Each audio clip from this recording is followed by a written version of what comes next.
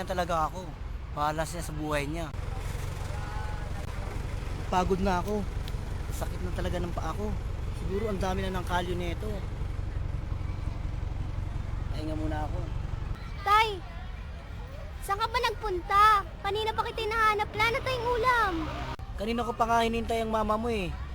Hindi ko alam kung saan nagpunta eh. Ganun po ba? Nakakainis naman tong pamilya to. Makalis na nga. Ano kaya mangyayari sa anak ni Boris na naglayas?